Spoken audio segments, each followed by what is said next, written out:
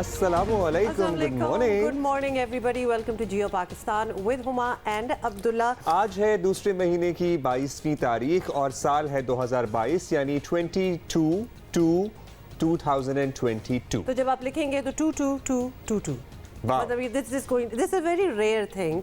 तो हमने कहा कि जल्दी से आपको बता दें क्योंकि ऐसी चीज़ें लिखने में लोग बड़ा एंजॉय करते हैं because it's once in a blue moon जो बात होती है। बट छोड़ दें सारी बातें और कल का आपने क्या मैच देखा था और ऑफ कोर्स देखा ही होगा। और फाइनली आपको पता है दिस वाज वन मैच जिसमें एक दुआ की जा रही थी कि बस ये सुपर ओवर में चला जाए और फिर देखी जाएगी और सुपर ओवर में चला गया। देखिए अब तक कोई भी मैच इस सीजन का पीएसएल का सुपर ओवर में गया नहीं था ना। This was the first one और एक मौके पे ऐसा लग रहा था कि लाहौर प्रॉब्ली नहीं जीत पाएगा, लेकिन आखिरी ओवर शाहीन आफरीदी का, आपको पता ही है अपनी गेंदबाजी जब करते हैं तो पहले ओवर में कमाल कर देते हैं और यहाँ तो उन्होंने एज अ बल्लेबाज एज अ बैटर आखिरी ओवर में ऐसा कमाल किया कि लोगों की आंखें बाहर आ गई कि ये हो क्या रहा है। जो कि उससे फिर ये सवाल भी उठा कि मतलब थोड़ी देर पहले कर देते बिकॉज ऑब्वियसली जबरदस्त किस्म के चिके पे चिका। और आपको पता है ये वाला जब आया ओवर तो मैं घर में जब देख रहे थे हम लोग तो आई वाज लाइक कि क्या ही बात हो कि हर बॉल पे ही कोई चौका छिक्का हो और एक्चुअली ऐसा ही हुआ बारिंग अ फ्यू बॉल्स तो लेकिन हु वुड हैव थॉट कि मैच बिल्कुल ही खत्म हो चुका था। Actually this match was dead and over. लेकिन लास्ट ओवर में फिर शाहीन ने आके जान डाल दी और फिर मैच हुआ बराबर और फिर सुपर ओवर में मैच चला गया और सुपर ओवर में मैच जाने के बाद पेशावर ये मैच जीत गया है और बड़ी ही डिसाइसिव किस्म के पेशावर के उसके बाद जो विक्ट्री थी वो भी हुई। और अच्छा आप लोग ये भी कह रहे हैं कि जनाब शाहीन चूंकि मोमेंटम में थे और फखर कल वैसे ही परफॉर्म नहीं कर पाए थे तो शाहीन ही उसी को कंटिन्यू करते और आ जाते, लेकिन बैटर्स के होते हुए वो नहीं आ कैसे कर सकते थे। एज अ कैप्टन ये डिसीजन लेना would have been very difficult क्योंकि he is not a batter. Fine he did a good job लेकिन सुपर ओवर में तो फिर किसी बैटर को ही डालना है आपने। अफसोस की बात ऑब्वियसली ये है कि बैटर्स वो गए जिन्होंने एक्चुअल मैच में भी परफॉर्म नहीं किया था। At the same time Hafeez को ये भी राय सामने आ रही है कि मौका दिया जा सकता था। बिल्कुल हफीज को भेज देते, जैसे शोएब मलिक तजर्बाकार वहां पर मौजूद थे तो यहाँ पर हफीज होते तो जरा बेहतर रहता।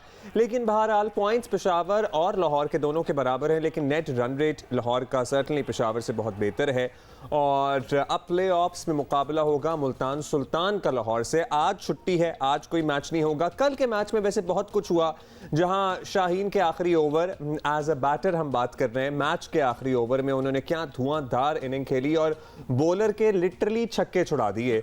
वहीं हम कल एक और भी इंसिडेंट हुआ। हमें कहती ये बातें तो हमने करनी है। इंजमामुल हक हमारे साथ होंगे लेटर इन द शो, उनसे कर लेंगे ना ये सारी बातें।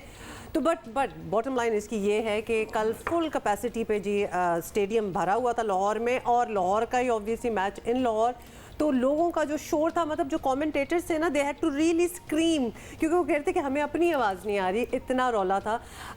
बट और अच्छा मज़े की बात है कि लाहौरी जब मत हार भी गए ना तो इट डजंट मैटर, दूसरे के लिए खुश हो जाएगी क्योंकि हमने तो खुश होना है और हमने शोर मचाना है। अच्छा ये बड़ा ये जो स्टाइल है ना ये वो बूम का स्टाइल है बेसिकली। ये आफरीदियों का स्टाइल अब हमने कर दिया है क्योंकि ऑब्वियसली एशिया कप याद आया था इस वाले एक्शन से हमें। लेकिन बहरहाल मेरा ख्याल है कि मुझे ना जरा दुख हो रहा था इस मैच के बारे में सुबह बात करते हुए क्योंकि इतनी जबरदस्त परफॉर्मेंस शाहीन की कंट्रीब्यूशन और उसके बाद सुपर ओवर में मैच, मुझे सुपर ओवर वैसे ही जरा अनजस्टिफाइड सा लगता है। पता है क्या मतलब वही तो सारा it is entertaining. Yes T20 is meant to be do reach that. बस आप एक पॉइंट दे देना सबको दोनों। ये ब्यूटी कॉन्टेस्ट नहीं हो रहा, ये क्रिकेट है। मतलब एक पॉइंट दे दे, सुपर ओवर की क्या जरूरत है। और बिसाइड्स ये बिल्कुल ये अब और अगर सुपर ओवर में आपकी जिस टीम को आप सपोर्ट करते हो वो हार जाए तो आपको और ज्यादा बुरा लगता है। पता है it's a different ball game all together, फिर वो तो गम होता ही है। But there is still a lot of cricket left तो आई एम श्योर हमारी टीम में अच्छा जी सियासी पिच पर क्या हो रहा है जरा बता दें आपको कि ऑपोजिशन जमातें वफाकी हुकूमत को फारिग करने के लिए अदम एतमाद की तहरीक के लिए सरगर्म तो हैं ही, साथ ही सड़कों पर आने की तमाम तैयारियां भी मुकम्मल कर रही हैं। उधर वजीर आजम ऑपोजिशन को कह रहे हैं कि आपने घबराना नहीं है और वो कह रहे हैं जी everything is under control, all is well. So वहां तो बहुत पुरएतमाद मामला चल रहा है और यहाँ भी एतमाद का फुकदान नहीं है। अच्छा जी पीपल्स पार्टी ने हुकूमत के खिलाफ लॉन्ग मार्च शुरू करने का ऐलान कर रखा है और PDM जो है वो भी लॉन्ग मार्च का इरादा किए हुए हैं। लेकिन जवाब में हुक्मरान जमात तहरीक तहरीक इंसाफ भी अपने तौर पर हर सियासी हरबा इस्तेमाल कर रही है। पीपल्स पार्टी अपने लॉन्ग मार्च का आगाज़ 27 फरवरी से कराची से करेगी, लेकिन इससे एक दिन पहले ही यानी 26 फरवरी को तहरीक इंसाफ सिंध में पीपल्स पार्टी की सिंध हुकूमत के खिलाफ मार्च करेगी और ये मार्च गोटकी से शुरू होकर कराची पे ख़त्म होगी। और सदर PTI सिंध अली जैदी मार्च के हवाले से क्या कहते हैं, ज़रा ये भी सुन लेते हैं। 27 फरवरी को फरमा रहे हैं कि मैं कराची से इस्लामाबाद मार्च करूंगा। तहरीक इंसाफ आप सबके साथ मिलके 27 फरवरी को गोटकी से कराची मार्च करेगी। हम आर्टिकल 148 की जो खिलाफ वर्जी तुम कर रहे हो, तुम क्या समझते हो कि कराची हम पूरा सिंध बंद कर देंगे? जनाब, हालांकि पीपल्स पार्टी ने अपने लॉन्ग मार्च का पहले से ऐलान कर रखा था। बिलावल भुट्टो बारहा अपने जलसों में लॉन्ग मार्च का जिक्र भी कर चुके हैं। कल भी उन्होंने कुछ ऐसी ही बात की है, वो भी सुनिए जरा।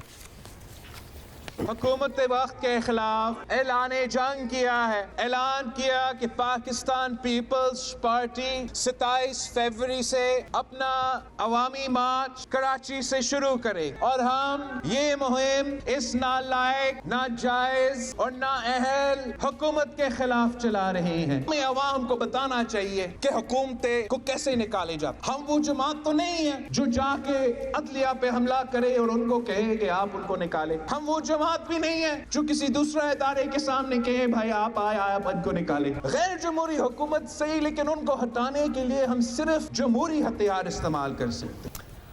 अच्छा, साथ ही आपको बताएं कि PTI ने सिंध सरकार के खिलाफ एहतजाज का प्लान बना तो लिया है, लेकिन नज़र आ रहा है कि तहरीक इंसाफ की सूबाई क़यादत जो है वो ख़ुद अंदरूनी इख्तलाफात का शिकार है और दूसरी जानब वफाकी हुकूमत के खिलाफ मार्च करने वाली पीपल्स पार्टी खुद सिंध में मुसलसल 14 साल से हुक्मरान है और इसकी अपनी गवर्नेंस और परफॉर्मेंस जो है उस वो भी ज़्यादा मुतासर कुन नहीं। तो ज़रा मुकाबला जो है सख्त ही लग रहा है, लेकिन हमें फ़िलहाल ज्वाइन किया हलीम आदिल शेख साहब ने, क्योंकि दोनों ने मार्च का ऐलान कर रखा है। ऑल्दो पीपल्स पार्टी ने पहले किया था और एक तरफ यहाँ से मार्च शुरू होकर पिंडी की तरफ और इस्लामाबाद की तरफ जाएगा, दूसरी जाने पाकिस्तान तहरीक इंसाफ का मार्च जो है वो अंदरूनी सिंध से निकल कर कराची की तरफ आएगा, कोटकी टू कराची।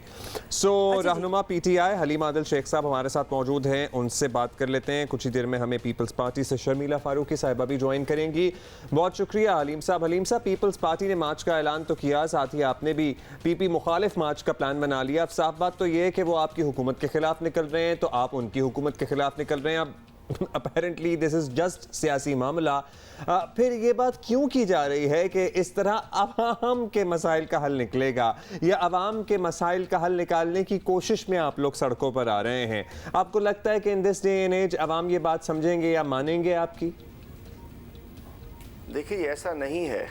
हमने पीपल्स पार्टी से पहले इस मार्च का जो हुकूक सिंध मार्च था उसका ऐलान किया था और हमारे सिंध में जब नई तंजीम साजी हुई और हमारे सिंध के सदर अली जैदी साहब को प्राइम मिनिस्टर की जानिब से मुकर्रर किया गया, तो उसके बाद उन्होंने अपनी अनाउंसमेंट के 2 रोज़ बाद ही कहा था कि हम 26 फरवरी को हमने पूरे सिंध के हकूक़ के लिए एक मार्च निकालना है जो कि गोटकी से कराची तक आएगा।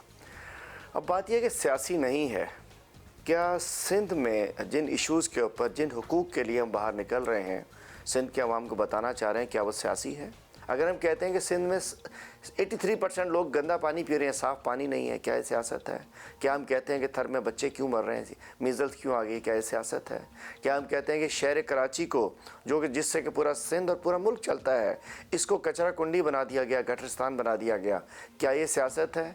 अगर हम कहते हैं कि काला कानून आपने बनाकर आपने लोकल गवर्नमेंट के इदारों को तबाह कर दिया है, आप निचली सतह पर आइन की खिलाफ वर्जी सिंध गवर्नमेंट कर रही है, क्या ये सियासत है? हम समझते हैं करप्शन मिटाओ, सिंध बचाओ, और जब तक ये जरदारी माफिया मौजूद है उस वक्त तक सिंध के हालात ठीक नहीं हो सकते। और इसलिए हमने अल्हम्दुलिल्लाह ये हमने एक मार्च निकाला है जो कि सिंध के अवाम के हकूक़ की जंग है जो कि तहरीक इंसाफ लड़ने जा रही है। अच्छा हलीम शेख साहब, तहरीक इंसाफ की सिंध में पोजीशन ऐसे ही जैसी पंजाब या इवन खैबर पख्तूनख्वा में है। इलेक्शन नताइज तो ऑब्वियसली यही बताते हैं, फिर पार्टी की सूबाई तंजीम से सब लोग इस्तीफे देकर बैठे हों तो मौसर मार्च कैसे मुमकिन होगा? ऐसा नहीं है। अल्हम्दुलिल्लाह सिंध में भी पाकिस्तान तहरीक इंसाफ की बेहतरीन सिचुएशन है। अक्सर रनर अप्स हम थे। सखर से भी रनर अप हम हैं, लाड़काना से भी रनर अप हम थे, दादू में भी रनर अप हम थे। तो पीपल्स पार्टी को किसी पार्टी ने अगर सिंध में भी चैलेंज किया है तो हमने किया है। 2018 में न जाने कैसे तब्दीली आते आते रह गई। अब नेमुल बदल अल्टरनेट हम हैं। अल्हम्दुलिल्लाह हमारी सिंध की तंजीम मजबूत है, सिंध में तहरीक इंसाफ मजबूत है।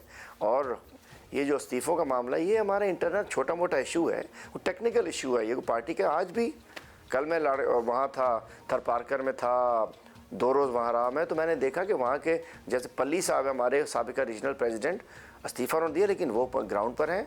जिन्होंने अगर इस्तीफ़ा भी दिया है तो सब इस मार्च के लिए काम कर रहे हैं। पार्टी में कोई ग्रुपिंग नहीं है, कोई इख्तलाफ नहीं है, सब एक पेज पे हैं। कुछ टेक्निकल बुनियादों के ऊपर पार्टी के मुझ समेत कुछ हमारे साथियों ने इस्तीफ़ा दिया है, तो उसका ये मतलब नहीं है कि पार्टी के अंदर किसी किस्म का कोई तनाव है, इख्तलाफ है। इंशाल्लाह ज़बरदस्त निकलेगा मार्च, और इंशाल्लाह पार्टी सिंध में मज़ीद मजबूत होगी, और इंशाल्लाह बेहतरीन क़यादत का फ़ैसला किया गया कप्तान की जानिब से सिंध के लिए। इंशाल्लाह उनके साथ चलते हुए इंशाल्लाह पार्टी को सिंध में भी आगे बढ़ाएंगे। चलें, इट इज़ अंडरस्टैंडेबल, आपको पता ही है, वैसे इस्तीफ़ा तो ऐसे ही चलते फिरते लोग दे देते हैं, कोई तनाव होता नहीं है, बिला वजह इस्तीफ़ा दे दिया जाता है। आपकी गुफ्तगू से यही इंप्रेशन मिल रहा है, आई होप ऐसा ही हो। लेकिन अब लास्टली आपसे ये जानना चाहेंगे शेख साहब कि सिंध हुकूमत से तहरीक इंसाफ की शिकायत बड़ी सख्त हैं, और आपके लीडर तो गवर्नर राज के ऑप्शन तक की बातें करते हैं, तो क्या अवामी एहतजाज से ही इस हुकूमत के ख़िलाफ़ काम करेंगे, या क्या आपके पास कुछ और ऑप्शंस भी हैं जिसमें से प्रॉबेबली एक गवर्नर राज का ऑप्शन भी हो सकता है? देखिए जी, हम नहीं चाहते कि गवर्नर राज लगना चाहिए। हम चाहते हैं कि जमहूरी तरीके से निज़ाम होना चाहिए। गो के गवर्नर राज भी आइन में मौजूद है, गैर आइनी काम नहीं है। लेकिन अब तो मैं इसके ख़िलाफ़ हुआ करता था, लेकिन अपने ज़ाती तौर, मेरी ज़ाती राय है ये कि डाकू राज से बेहतर है, इस कातिल राज से बेहतर है कि गवर्नर राज ही शायद इससे बेहतर है। जिस राज में इज़्ज़तें, ज़िंदगियाँ महफूज ना हो, इज़्ज़तें महफूज ना हो, इलाज ना होता हो, दवाई ना मिलती हो, किताब ना मिलती हो, तालीम ना मिलती हो, डाकू आज़ाद फिर रहे हों, डाकू राज क्यों ना कहूँ उसको। मैं समझता हूँ कि इस डाकू राज से तो सभी कुछ बेहतर होगा। और लेकिन एहतजाज एक आइनी हक़ है हमारा, एक जमहूरी तरीका है, लेकिन इंशाल्लाह इंतखाब के ज़रिए सिंध में पीपल्स पार्टी को फ़ारिग किया जाएगा। और हम समझ सकते हैं कि अगर हमें पीपल्स पार्टी के बैक बेंचर्स इनसे बहुत तंग नज़र आ रहे हैं, अगर ज़रूरत पड़ी तो अदम एतमाद भी वज़ीर आला के ख़िलाफ़ लाया जा सकता है। पीपल्स पार्टी की 2 फ्रंट सीट्स जो असम्बली में हैं, या जो कैबिनेट में 7-8 लोग हैं मंजूर नज़र, उसके अलावा पीपल्स पार्टी की बहुत बड़ी तादाद इनसे तंग है, वो ख़ुद परेशान है। जिस किस्म के लोग हैं, कातिल तो सिंध असम्बली में बैठे हैं, फहमी रसियाल का कातिल असम्बली में, नाजिम जोखियों का कातिल असम्बली में, मुझका उमर रबाब के अहले खाना के कातिल असम्बली में। जब कातिल भी असम्बली में बैठे हों तो इस निज़ाम से तो बेहतर है कि कोई और निज़ाम आ जाए बेशक, जिसके अंदर आवाम को रिलीफ मिल सके। ठीक है शेख साहब, आपने कहा कि डाकू और कातिल राज से बेहतर है गवर्नर राज आ जाए। में बैठे हुए हैं। बहुत शुक्रिया आपका। हलीम आदिल शेख हमारे साथ मौजूद थे। लेकिन एक और इंकशाफ भी हमें हुआ कि इस्तीफ़ा इंसान वैसे ही कोई इख्तिलाफ ना भी हो तब भी दिल कर रहा होता है तो इस्तीफ़ा दे दिया जाता है। निकल जाती है अब्दुल्ला, आपने तो पकड़ लिया। He was adamant on the fact कि बस इस्तीफ़ा दे दिया, कोई मसला नहीं है, लेकिन बस इस्तीफ़ा दे दिया। Sometimes you wonder ना कि क्या स्टेटमेंट है, बट अच्छा जी, पीपल्स पार्टी का मौक़िफ़ लेते हैं। और शर्मिला फारूकी साहिबा has joined us. Sharmila, good morning, क्या हाल है आपका? अच्छा शर्मिला, अभी हमारी हलीम आदिल शेख साहब से बात हुई है, उस हवाले से भी बात करेंगे, लेकिन सबसे पहले तो पीपल्स पार्टी ऐसी मुहिम लीड कर रही है जिसके तहत तहरीक इंसाफ हुकूमत गिराने के लिए तहरीक अदम एतमाद लाई जाए। सभी अपोजिशन जमातें इस पर यकजा भी हैं ऑब्वियसली, तो इसके बावजूद लॉन्ग मार्च भी करना है, तो इससे तासुर शर्मिला ये जाता है कि आपको तहरीक अदम एतमाद की कामयाबी का यकीन नहीं, और इसलिए लॉन्ग मार्च करना भी ज़रूरी है। Thank you Huma, and very good morning to you and Abdullah. देखिए, हमने शुरू में ये बात कही थी जब हम पीडीएम का हिस्सा थे, और पीडीएम का खैर इनकाद भी पीपल्स पार्टी ने किया था। एक बहुत बड़ी कामयाबी थी कि तमाम सियासी और जमहूरी सोच रखने वाली जमातों को इकट्ठा करना एक प्लेटफॉर्म पे आसान काम नहीं था। उस वक्त भी हमने ये कहा था कि हम तमाम जमहूरी और आइनी जो हमारे इख्तियारात हैं, ऑप्शंस हैं पार्लियामान के अंदर और पार्लियामान के बाहर, हम उनको ज़रूर एग्जॉस्ट करेंगे, जिसके अंदर no confidence motion was one of the very important options. उस वक्त आपको याद है कि पीडीएम में जो दीगर जमाती थी वो उस पर राज़ी नहीं थी, और उन्होंने कहा कि जी इस्तीफे दिए जाएं और लॉन्ग मार्च किए जाए, और लॉन्ग मार्च को इस्तीफों से नत्थी कर दिया गया था, जिस पे इख्तलाफात हुए। पीपल्स पार्टी जो है उसने अपना रास्ता अलग कर लिया। अब बड़ी खुशी की बात है, देर आए दुरुस्त आए मैं ये कहूँगी, लेकिन पीडीएम की वो जमातें जो इस वक्त हुकूमत से बेजार हैं, जिस तरह आवाम बेजार है, उन्होंने अब ये फैसला कर लिया है और इस बात के ऊपर अब राजी हो गए हैं कि नो कॉन्फिडेंस मोशन का जो ऑप्शन है उसको इस्तेमाल करना बहुत ज़रूरी है। और मैं तो ये कहूँगी, because I am very optimistic, और होना भी चाहिए, क्योंकि हुकूमत के अपने लोग अपनी सफातों में बैठे हुए, इवन द फेडरल मिनिस्टर्स, इस हुकूमत से बेजार हैं। So it's very much possible कि नो कॉन्फिडेंस मोशन जो है वो कामयाब हो जाए, इसमें कोई बैद नहीं है। We are working on it, और इंशाल्लाह ताला ये एक ऐसा ऑप्शन है जो अगर कामयाब हो जाता है तो एक इन हाउस चेंज हो जाता है, जमहूरी तरीका। चलें ऑल्दो शर्मिला, लेकिन कल वज़ीर आज़म बड़े पुरएतमाद थे, वो कह रहे थे अपने काबीना के मेंबरान को कि घबराना नहीं है और ऑल इज़ वेल, और ऑपोजिशन को कह रहे थे कि आपने भी घबराना नहीं है। अच्छा, अब ये बताइएगा कि आपने कहा कि नो कॉन्फिडेंस मोशन प्रॉब्ली कामयाब हो जाए, लेकिन साथ ही बता दें आपसे पूछना चाहते हैं हम कि इससे पहले भी ये मार्चेज़ और एहतजाज और लॉन्ग मार्च वगैरह से हुकूमतें गिराई तो नहीं जा सकती, तो फिर इसका मकसद सिर्फ प्रेशर बढ़ाना और प्रेशर डालना है और साथ में आप अपना पार्लिमानी जो हरबा है वो इस्तेमाल करेंगे? क्योंकि अगर ये कहा जाए कि जनाब इस लॉन्ग मार्च के नतीजे में हुकूमत घर चली जाएगी, तो ऐसा तो कभी नहीं हुआ और शायद इस दफा भी ना हो। देखिए अब्दुल्ला, ये बात बिल्कुल दुरुस्त है। अवामी मार्च या लॉन्ग मार्च जो पीपल्स पार्टी करने जा रही है, इसका हरगिज़ ये मतलब नहीं है कि हम पार्लियामान पे धावा बोल देंगे, या हम सरकारी गैर सरकारी इमलाक को नुकसान पहुंचाएंगे, या हम हुकूमत की मशीनरी को बंद कर देंगे। ये गैर आईनी तरीक़ेकार हैं जो हम पीपल्स पार्टी ने कभी भी इस्तेमाल नहीं किए। हाँ, लेकिन लॉन्ग मार्च करना, एहतजाज करना और हुकूमत पर प्रेशराइज करना, देखिए this is going to be referendum against the government. इसमें जितनी आवाम निकलेगी, और आप यकीन माने कि इसमें सिर्फ पीपल्स पार्टी का वोटर नहीं है जो बाहर निकल रहा है, इसमें जनरल पब्लिक बाहर निकल रही है। हम जब बाहर जाते हैं ना और हमसे लोग पूछते हैं कि जी ये लॉन्ग मार्च में हम हिस्सा कैसे ले सके, ये वो लोग हैं जो इवन पीटीआई के वोटर्स हैं, वो कहते हैं हमने इसमें हिस्सा लेना है, हम कैसे हिस्सा लें इसके अंदर, हमें भी आपके साथ शामिल होना है, हमारे इस हुकूमत से हमें छुटकारा दिलाएं।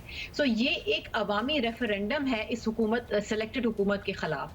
देखिए ये तमाम तरीक़ेकार होते हैं जो एक फाल डेमोक्रेसी में, एक जमहूरी अमल के अंदर एक जमहूरी सोच रखने वाली जमात इस्तेमाल करती, वो हम कर रहे हैं।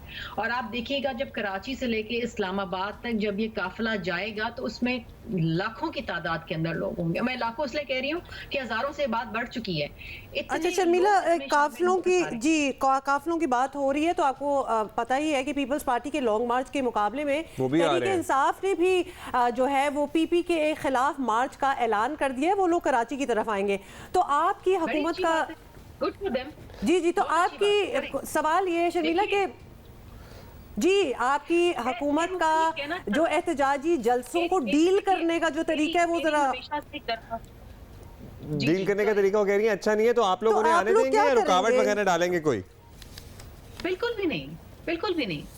देखिए ये हम एक जमहूरी सोच रखने वाली जमात हैं, और हमारे यहाँ ये नहीं होता जो पीटीआई के अंदर होता है कि आपके जो सियासी मुखालफीन है आप उनको उठाएं जेल में डाल दें झूठे मुकदमात के अंदर, या आप जिस तरह पीका के अंदर अभी ये सेक्शन 20 के अमेंडमेंट लेकर आए कि कोई आप पे तनकीद भी करे आप उसको उठा के बगैर वारंट के जेल में डाल दें।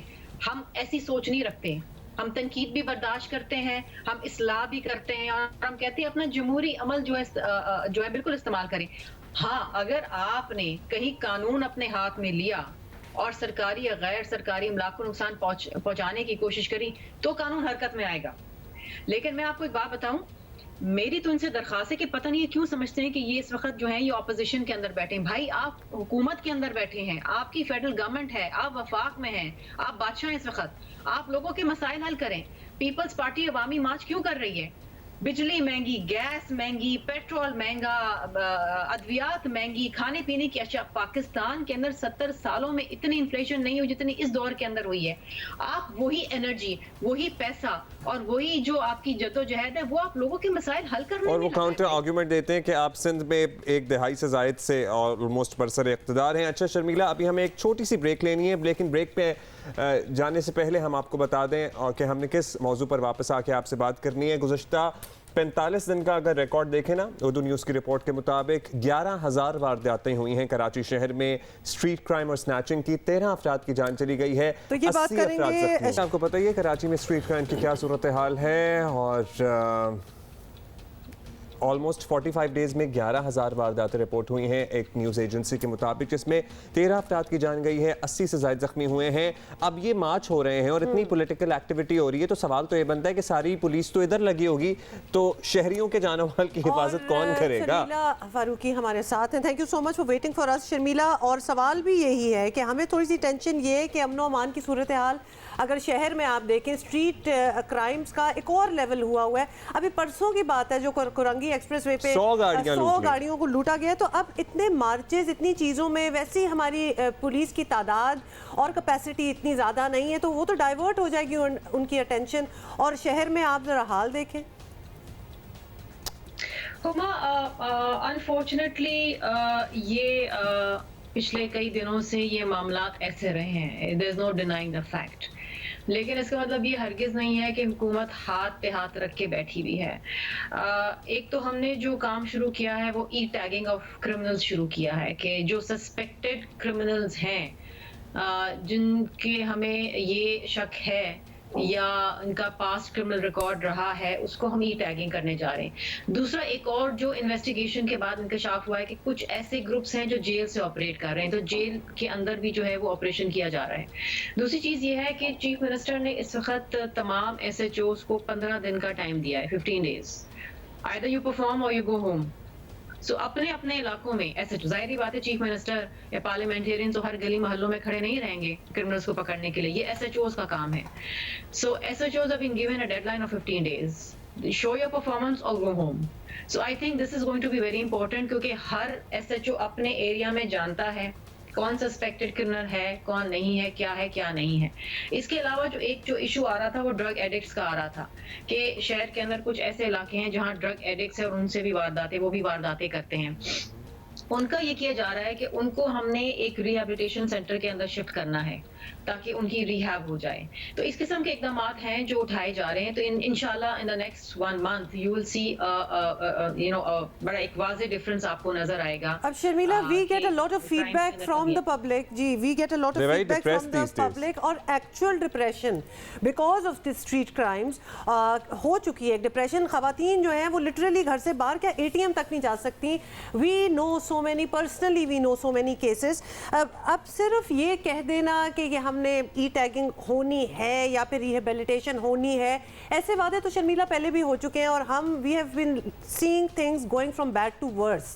गुलाम नबी मेमन जो CCP कराची वो कह रहे हैं कि जनाब 8,000 जमानतों पे रिहा हो जाते हैं तो फिर वो दोबारा वारदातें करते हैं, तो पुलिस डिपार्टमेंट में कितनी इस्लाहात की ज़रूरत है, ये भी साथ ही बता दीजिएगा प्लीज। देखिए अब्दुल्ला, मैं बिल्कुल इस बात पे आपकी बात से तायद करूंगी कि डिप्रेशन हो रही होगी। हर कोई अपनी जान और माल का तहफ़्फ़ुज़ चाहता है और उसकी जिम्मेदारी हुकूमत वक्त के ऊपर होती है और हुकूमत वक्त अपनी जिम्मेदारी से बेखबर नहीं है। मैंने आपको बताया कि जो इक़दाम उठाए जा रहे हैं और ये नहीं कि उठाए जाएंगे, उठाए जा रहे हैं। दूसरी चीज़ ये है कि देखिए हम हमेशा बात करते हैं पुलिस रिफॉर्म्स की, पुलिस रिफॉर्म्स हो रही है। हर महकमे के अंदर, हर इदारे के अंदर कुछ काली भेड़ें होती हैं, उनकी भी आइडेंटिफिकेशन की जा रही है। सम टाइम्स कुछ ऐसे ऑफिसर्स भी होते हैं जो क्राइम्स के अंदर इन्वॉल्व होते हैं क्रिमिनल्स के साथ। लेकिन एक जो मेजर वजह है ये स्ट्रीट क्राइम्स के इंक्रीज के अंदर, वो ये है इकोनॉमिक डिप्रेशन। इस वक्त इतनी गुर्बत, इतनी बेरोजगारी है कि लोग मजबूर हो गए हैं चोरी डकैती करने के लिए। ये एक हकीकत है। आपने देखा होगा पिछले सालों के अंदर ये क्राइम्स बिल्कुल मिनिमल पे हो गए थे। दुनिया में कहीं भी ऐसा कोई शहर नहीं है जहाँ पर क्राइम, स्ट्रीट क्राइम बिल्कुल भी नहीं होता है। बड़े बड़े शहरों में होता है, लंदन के अंदर होता है जहाँ पर मेट्रोपॉलिटन पुलिस है, one of the best in the world, Scotland yard है, वहाँ भी होता है, वहाँ भी कत्ल हो जाते हैं, वन ऑफ होते हैं। कराची में भी अमन और अमान की सूरत हाल बहुत बेहतर, लेकिन इसका ये मतलब तो नहीं है इकोनॉमिक डिप्रेशन भी पूरी दुनिया को हिट किया है कि इस तरह। मेरा ख्याल है ये तौजी पेश करना थोड़ा सा अजीब सा लगता है क्योंकि हमारे यहाँ लॉ एंड ऑर्डर की सूरत हाल कौन सी कोई आइडियल है। शर्मिला, लास्टली आपसे जानना चाहेंगे कि पीका एक्ट में जो तरमीम की गई है ऑर्डिनेंस के जरिए, इस पर यूसुफ रज़ा गिलानी साहब का मौक़िफ़ तो उन्होंने कहा जी जाएंगे, आप लोग अपने लॉन्ग मार्च में भी इसको अवामी इशू के तौर पर उठाएंगे और आवाम को बताएंगे कि ये क्या तरमीम है जिसके क्या नताइज मुरतब हो सकते हैं? बिल्कुल, देखिए ना, अब ये इतनी नाअहल हुकूमत है कि ये इनकॉम्पिटेंस की और नाअहली की इंतहा हो गई कि हर चीज के अंदर आप देखिए, इनको तनकीद बर्दाश्त नहीं है। ये हमारा फंडामेंटल राइट है, freedom of speech, freedom of expression. अगर आप आइन की वायलेशन करने जा रहे हैं तो मुझे आप बताइए कि क्या रह जाता है पीछे। देयर इज इतनी लंबी फेहरिस्त है इनकी कोताहियों की और नाअहली की कि मैं क्या क्या आपसे बैठ के यहाँ पर इस पे तबसरा करूं। They only adding to it. Instead कि लोगों की दाद रसाई करें, उनके मसाइल की हल की तरफ करें। ये सुबह बैठ के वजीर आजम साहब भी जो हैं वो अपने तर्जुमानों को लेके बैठते हैं और कहते हैं जी इस तरीके से आप अपने मुखालफिन को आप इस तरीके से जवाब दें, इस तरीके से बदतमीजी करें, इस तरीके। अब ये आप देखिए कि कानून ऑर्डिनेंस निकाल के, क्योंकि जाहिर बात है ये अमेंडमेंट पार्लियामान तो करेगा नहीं, पार्लियामान से ये वीटो हो जाएगा, तो अब ये ऑर्डिनेंस निकालते हैं। तो ये तो देखिए ना हद है, ये तो आप लोगों का गला, आप यू गैगिंग पीपल। मुझे नहीं समझ आता कि हम ये कौन सी सिविलियन डिक्टेटरशिप के अंदर रह रहे हैं। लोग परेशान हो गए हैं, लोग बेजार हो गए हैं। आप कह रही हैं कि सिविलियन डिक्टेटरशिप की अलामत है और लोगों का गला दबाने के मुतरादिफ है जो तरमीम की गई है। बहुत शुक्रिया आपका शर्मिला फारूकी साहब हमारे साथ मौजूद थे। अच्छा, ये बहुत शुक्रिया Sharmila for being with us. लेकिन I do want to bring it back. Sharmila ने भी बात कही और हमें पहले भी परेशानी हुई थी जब सीएम सिंध ने भी ये बात कही थी कि ये जो एक माशी हालात हैं, स्ट्रीट क्रिमिनल्स इसकी वजह से ज्यादा एम्पावर हो गए। That's just an excuse. ये सच्चाई बिल्कुल नहीं हो सकती। इनफैक्ट ये बात करने से तो लगता है हम उनको जवाब दे रहे हैं, हम उनको ऑलमोस्ट ऑथराइज कर रहे हैं कि जी अब हमें पता है कि माशी हालात तो बहुत बुरे हैं तो आप जाके कर लें। तो ये कहना बिल्कुल गलत है। और ये जो जमानतों वाला मामला है, सर्टनली पुलिस की प्रोसिक्यूशन का जो हाल है वो तो हमारे सामने है ही। वो क्या कितना ही मजबूत केस बनाते हैं। स्ट्रीट क्राइम को दहशतगर्दी एक्ट में शामिल भी किया जा सकता है ताकि मुल्ज़िमान जल्दी रिहा ना हो और जमानतों पर वापस बाहर आकर दोबारा से उन्हीं वारदातों में ना मुलव्वस हो जाए। तो बहुत कुछ है जो हो सकता है। बिल्कुल ब्रेक से पहले जल्दी से कह दें कि इससे ज्यादा आइडियल सिचुएशन हो नहीं सकती कि ये हुकूमत सिंध में 15 साल से है। They don't need anything else. कल एक और मामला भी हुआ मैच में। अब बताइए वैसे आपकी क्या राय है? जियो पाकिस्तान टीवी पे लिखे कि हारिस रऊफ ने जो किया कामरान गुलाम के साथ थप्पड़ और फिर बेन स्टोक्स को याद भी किया उन्होंने। अच्छा, बाय द वे हम इसको बिल्कुल कोई और चीज़ नहीं कर सकते कि ये हुआ होगा वो हुआ होगा। क्लियर कट थप्पड़ है because he first Ghulam lost, उसका कोई उनका फील्डिंग जो थी मिसफील्ड कर दी थी और ऑब्वियसली हारिस की थ्रो थी तो उनको बहुत गुस्सा चढ़ा। सेकंड ये देखें डिड यू सी दैट? अच्छा, और जोर का थप्पड़ वो दूर जाके उधर हुए और उस बेचारे ने गुलाम ने just to keep peace make it easy वो फिर भी उसके करीब गया, मुस्कुराता रहा और उसको पैट करता रहा, उसको घूरता रहा उसको। हाँ, कुछ this was not nice, bad taste, very bad taste. अच्छी बात नहीं है। और उसके बाद फिर ऐसा हुआ कि जरा अच्छा भी खेल लिया थोड़ा सा गुलाम में। फिर हारिस खुद उसके पास गए और उसको बड़ी थपकी दी है वो। लेकिन हारिस इतना बड़ा बनने की नंबर 1 जरूरत नहीं। और खास तौर पे जब दूसरों को इस तरह ट्रीट किया जाए ना तो आप बड़े तो क्या बिल्कुल ही नेग्लिजिबल लगते हैं। नहीं, आप बहुत छोटे लगते हैं ऐसी हरकतें करते हुए। और ठीक है, फास्ट बॉलर में होता है कि एग्रेशन होता है, सारा कुछ होता है, लेकिन एट द सेम टाइम थोड़ा सा अपने आप को बेहतर करने की हमें हर रोज कोशिश करनी चाहिए। और आप लोगों को भी आई एम श्योर कि खेल के साथ साथ आपकी मेंटोरिंग भी कोई कर रहा होगा और आपको किस तरह से एक्ट करना है on ground, in public, in private, वो भी कोई बताता होगा। You are good but you want the best and you should know this reality. हम कभी भी ये ना कहते, लेकिन चूंकि ये हरकत सामने आ गई है तो आपसे बहुत बेहतर फास्ट बॉलर्स भी निकले हैं और उनकी ज़रा आप उनका रख रखाव, उनकी ज़रा परफॉर्मेंस देखा करें और the way they meet other players. मेरा ख्याल है कि अब कुछ नहीं, और आप यू आर नॉट होगा, अपने कप्तान को ही देख लेना चाहिए, शाहीन आफरीदी को। The way he keeps his calm, मतलब commendable वो है। दुनिया में मुश्किल तरीन सूरत हाल में भी शाहीन आफरीदी के चेहरे पर आप एक सटल मुस्कुराहट और एक सुकून और एक एतमाद देखेंगे and he hardly shows his aggression on anybody, I think. और फिर ये क्रिकेट है भाई, मिसफील्ड तो हो ही जाता है, किसी से कोई कैच ड्रॉप हो जाता है, बहुत सी चीज़ें हो जाती हैं, but the idea is for you to keep your cool. और ये जो आपने किया है ना, मिलियंस ऑफ पीपल, हज़ारों लोगों ने स्टेडियम में और millions of people around the world they saw it.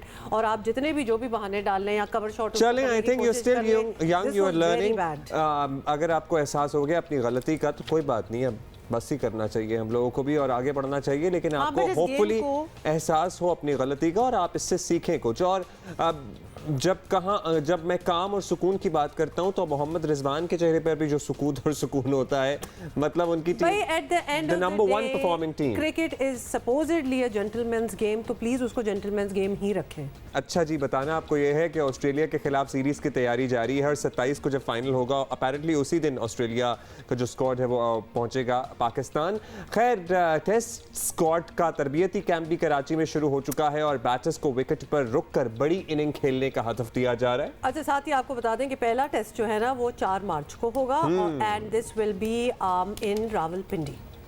So yes, ये होगा तो मैचेस उधर होंगे और मोहम्मद यूसुफ जो है वो ज़रा फिटनेस का जायज़ा ले रहे हैं और बॉलर्स को भी ज़रा लंबे स्पेल कराने को कहा जा रहा है और वो कह रहे हैं जनाब बड़े अरसे बाद टेस्ट सीरीज खेल रहे हैं तो उसकी तैयारी भी सर्टनली होनी चाहिए। Alright, and since we are talking about cricket, तो आपको बता दें कि पाकिस्तान की कौमी विमेंस टीम जो है वो इन दिनों न्यूजीलैंड में क्रिकेट वर्ल्ड कप 2022 की तैयारियों में मसरूफ है, तो वो भी बड़ी प्रैक्टिस लगे हुए हैं। तो important matches to look out for जल्दी से बता दें। 6 मार्च को पाकिस्तान और इंडिया का मैच होगा विमेंस टीम का, और उससे पहले एक्चुअली 2 वार्म अप मैचेस भी होंगे जो कि इवेंट का पहला मैच भी है बाय द वे। बिल्कुल जी, न्यूजीलैंड के खिलाफ 27 को और 2 मार्च को against Bangladesh, but the one two watch out for is on 6 March, India Pakistan women's cricket. और अच्छा, यहाँ मैं इम्प्लोर करूंगी हमारे जो स्पोर्ट्स चैनल्स हैं इंक्लूडिंग आवर ओन कि प्लीज वुमेन स्पोर्ट्स भी दिखाया करें, वुमेन क्रिकेट दिखाएं। These women make us so proud। ये particularly क्या जबरदस्त निकली हैं लड़कियां। सर, एक चीज since we are talking about PSL और यही आजकल जो because it's going to end this weekend, तो बड़े हम एक्साइटेड हैं कि बड़ा ही जबरदस्त गुजरा। लेकिन एक चीज, PSL जो है millions of people are watching not just in Pakistan, around the world. और सबसे खूबसूरत बात मुझे ये लगती है कि जब हमारी खवातीन क्रिकेटर्स जो हैं कमेंट्री के लिए वो वहाँ बैठी होती हैं, अब उनमें और हर रोज ही पैनल में मौजूद होती हैं, मैरियाना, मतलब इट इज सो इम्प्रेसिव और इतनी कॉन्फिडेंट की खवातीन है, ऑब्वियसली इतना एक्सपीरियंस है इनका कि they are sitting with the men with the cricketers themselves और and they are spot on with their comment. अच्छा, तो कहने दीजिए कि बहुत सारी हमारी जो नौजवान खवातीन कमेंटेटर्स स्लैश क्रिकेटर्स हैं, ये हमारे बहुत मायानाज क्रिकेटर्स स्लैश कमेंटेटर्स से बहुत बेहतर कमेंट्री भी करते हैं। अच्छा, ये आप कहना चाह रहे थे, चलें ठीक है, समझ तो आगे होगी, हम नाम किसी का नहीं लेंगे, सारे अच्छा काम कर रहे हैं, लेकिन क्योंकि दोनों साथ साथ ही बैठे होते, सारे अच्छा काम कर रहे हैं, लेकिन मैं कह रहा हूँ कि मतलब these girls have made their mark। Oh, absolutely। और of course a lot of people have paved the way for them। मैं आपको एक बात बताऊं कि हमें ज़ैनब अब्बास का इसलिए भी शुक्रिया और एक्नॉलेज करना चाहिए बिकॉज पहले खवातीन की इवन ऑन द साइड जो कमेंट्री या होस्टिंग ऑफ क्रिकेट नहीं होता था, मतलब इतना उसने मार्क नहीं किया था। पिछले कुछ सालों से PSL के साथ ज़ैनब का तो नाम भी एसोसिएट हो गया and then the door just open for a lot of other women. और मैं एक बात बताऊं, yes, the one who are commenting are the cricketers, और उनकी तो खैर बात ही उनकी कुछ और है। नॉलेज, टेक्निकलिटी, उनकी टर्म्स, सब चीज़ें ज़बरदस्त हैं। और जियो सुपर का भी बड़ा अहम किरदार है क्योंकि जियो सुपर पाकिस्तान का पहला प्राइवेट स्पोर्ट्स चैनल था और उसने खवातीन को एक प्लेटफॉर्म दिया to host TV shows and talk about games and cricket particularly and Jio News का भी। सो ये सारी तो बात हो गई, लेकिन at the same time एक खबर आपको देनी है, अपडेट करनी है, बिकॉज मैं एक ट्वीट पढ़ा था जनाब, probably in near future PIA की डायरेक्ट फ्लाइट्स ऑस्ट्रेलिया से दोबारा रिज्यूम हो जाएं। PIA ने अपना पेपर वर्क वगैरह सबमिट कर दिया and this is the right time and perfect time for it, क्योंकि ऑस्ट्रेलिया ने ऑलमोस्ट 2 साल बाद अपने दरवाजे, अपने बॉर्डर्स खोले हैं दुनिया के लिए और बड़ी फ्रस्ट्रेटिंग कोविड रिस्ट्रिक्शंस के बाद अब जरा नॉर्मलाइजेशन की तरफ ऑस्ट्रेलिया आ रहा है। तो बिल्कुल ही अपने आप को बंद करके कोने पे कर लिया था ना कि हमारे यहाँ तो बिल्कुल कोई आएगा भी नहीं और हमारे यहाँ से कोई जाएगा भी नहीं, जोकोविच को भी नहीं छोड़ा था, आपको याद है? बिल्कुल। So if you are double jabbed, आपके पास 2 वैक्सीन्स लगी हुई हैं, सो आपके लिए चीज़ें ज़रा नॉर्मल हो रही हैं ऑस्ट्रेलिया में। और आफ्टर 2 इयर्स ऑलमोस्ट ये हो रहा है। और देखिए, एक बहुत बड़ी तादाद में पाकिस्तानी आबाद हैं who are immigrants in Australia, diaspora. I am sure हर एक की फैमिली में कोई ना कोई होगा। सो लोगों को बड़ी मुश्किल थी, यहाँ पे कोई हरज है, मरज है, फैमिली इमरजेंसी है, आना एक अजाब बना हुआ था। अच्छा, साथ साथ बेहतर हो जाएगा। ये ऑब्वियसली चीज़ें खुल भी इसलिए रही हैं क्योंकि आपको जल्दी से बता दें कि पाकिस्तान में भी कोविड की जो परसेंटेज पॉजिटिविटी रेट जो चल रहा है वो लेस देन 3% है, 2.5% है। तो कहाँ थे हम, कहाँ आ गए? तो ऑब्वियसली दुनिया ने इंशाल्लाह खुलना ही है। भाई ज़रा सियासी मुलाकातों का सिलसिला भी आपको जारी है, पता ही है, आपको पता ही है। और कल मौलाना और आसिफ जरदारी साहब की मुलाकात हुई है और आज अपेरेंटली लाहौर में बिलावल हाउस में शहबाज शरीफ और आसिफ जरदारी मिलेंगे ओवर डिनर। सो पाकिस्तान डेमोक्रेटिक मूवमेंट से निकलने के बाद पीपल्स पार्टी और बड़ी अपोजिशन जमातों में तलखियाँ ऐसा लग रहा है कि अब ख़त्म सी हो रही हैं। कल मौलाना फजलुर रहमान और आसिफ जरदारी की मुलाकात भी इसी सिलसिले की एक कड़ी थी और इस मुलाकात को बड़ा अहम समझा जा रहा था क्योंकि पीडीएम से निकलने के बाद नून लीग ने पीपल्स पार्टी से राब्ते तो बहाल कर रखे थे, लेकिन मौलाना फजलुर रहमान की नाकामियों का जिम्मेदार पीपल्स पार्टी को समझते थे और अब महसूस हो रहा है कि नून लीग, JUI और पीपल्स पार्टी ने तमाम गिले शिकवे दूर कर दिए हैं। आसिफ जरदारी और मौलाना फजलुर रहमान की इस्लामाबाद में होने वाली मुलाकात में तहरीक अदम एतमाद के मुख्तलिफ ऑप्शंस पर गौर किया गया। हुकूमती इत्तेहादी जमातों से राब्तों का भी जायजा लिया गया।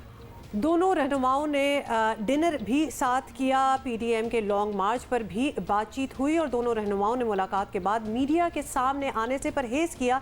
आसिफ जरदारी आज शहबाज शरीफ से बिलावल हाउस लाहौर में डिनर पर मुलाकात करेंगे। 24 फरवरी को आसिफ जरदारी जमात इस्लामी के अमीर सिराजुल हक से मुलाकात करेंगे। बहुत सी मुलाकातें हो रही हैं, तो ये जो एक्टिविटी है ये बहुत ही इस वक्त अरूज पे है। वज़ीर आज़म को घर भेजने की कोशिशों में मसरूफ़ अपोजिशन को वज़ीर आज़म ने क्या पैगाम दिया है वो भी सुन लें।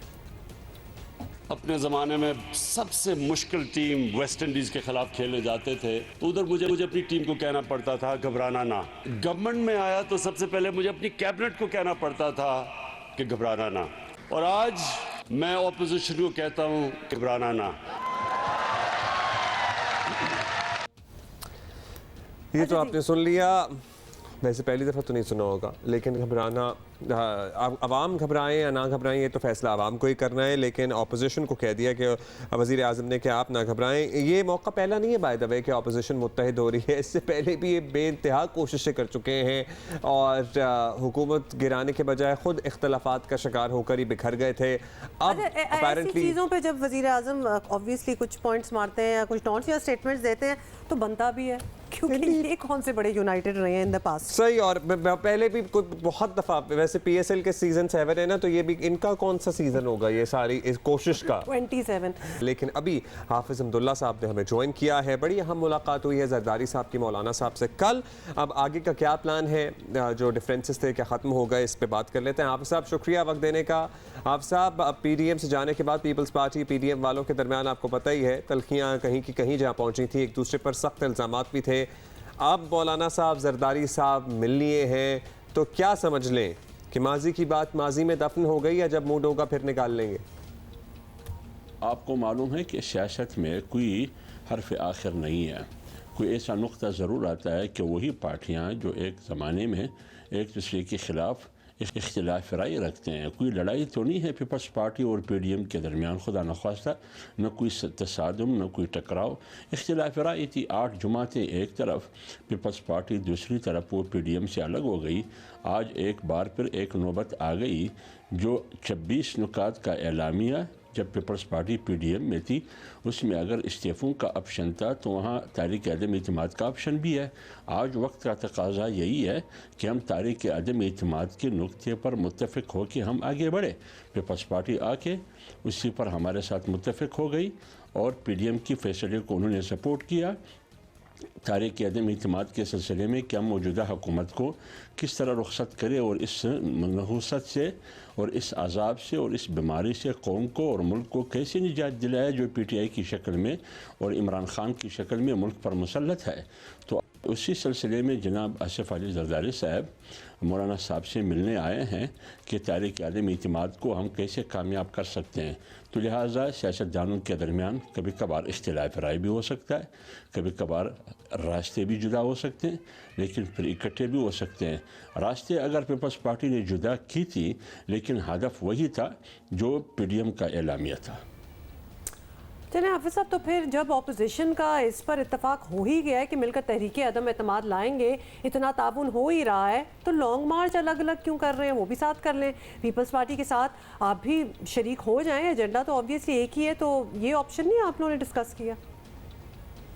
पीपल्स पार्टी की जो मार्च है उससे पहले PDM ऐलान कर चुकी थी कि 23 मार्च को लॉन्ग मार्च होगा महंगाई के ख़िलाफ़, एक गैर जमहूरी हुकूमत, एक मुसल्लत करदा हुकूमत के ख़िलाफ़, एक नाअहल और नालायक हुकूमत के ख़िलाफ़।